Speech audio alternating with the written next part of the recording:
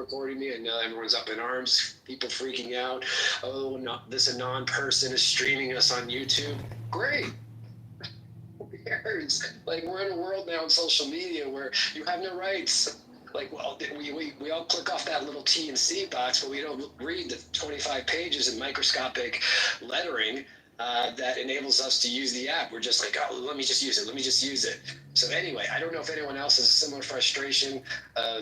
Like, for example, the new message indicator. Well, Moose, I wanted to get back to you. I'm sorry to interrupt. So, Moose, I was wrong. You were actually correct. I put it in the group chat.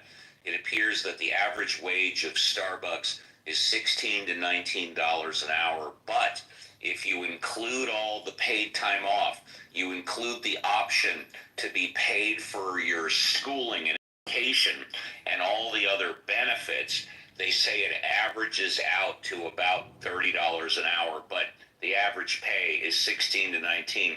And on the Clubhouse thing, before I go, I didn't hear what was said prior to 15, 20 minutes ago, but it is a documented fact that Clubhouse started with an initial infusion of $100 million.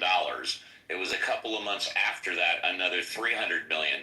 So they've had a capital infusion of a total of $400 million. And as far as I'm aware to date, they have not taken in one single dollar of profit. Yeah, you know what, Marcos? Go on mute or I have to drop the thank you. As far as I'm aware, Clubhouse has not declared one single dollar of gross profit, but they did start out with $100 million and then another $300 million for a total of $400 million. Business has been running 5 years now. Just a question, how do you run a business for 5 years and not have a single dollar of gross profit? Forget about net profit, gross profit. And thanks, you guys. It's been fun. Thank you, Steve. David. Well, I'll say this.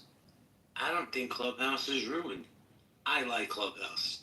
And I'll also say, present company excluded, but the biggest people complaining about who ruined Clubhouse are the fucking biggest grifters on this app. And I'll stand on my square on that shit.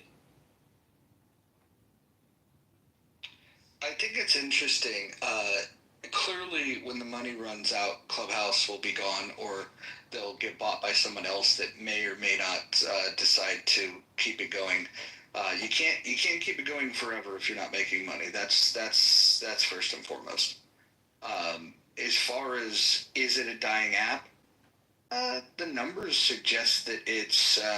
Depending on the snapshot that you want to start from, is it a dying app? Absolutely. The peak of April 2021 was a long time ago. And so maybe if you started with like a starting point of January 2025, maybe they're picking up a little bit of momentum, but they're nowhere near where they were in the early part of 2021. And it's funny that Paul and Rowan have said themselves, which is an interesting thing to say. Our biggest problem was we grew too fast. I remember when they said that. Yep. Yeah. And now, that wasn't their biggest problem.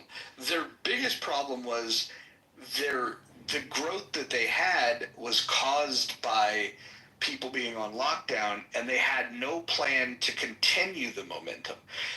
Their lack of creativity on how to drive people to the app without a pandemic happening, that is on them. Their inability to market or incentivize to people to share. The other thing that I think that people don't talk about enough is that those of us that have been on this app, we should be, in theory, the biggest advocates for telling people about this app, but almost everybody that I know on this app, they don't want their family and friends on here for multiple reasons.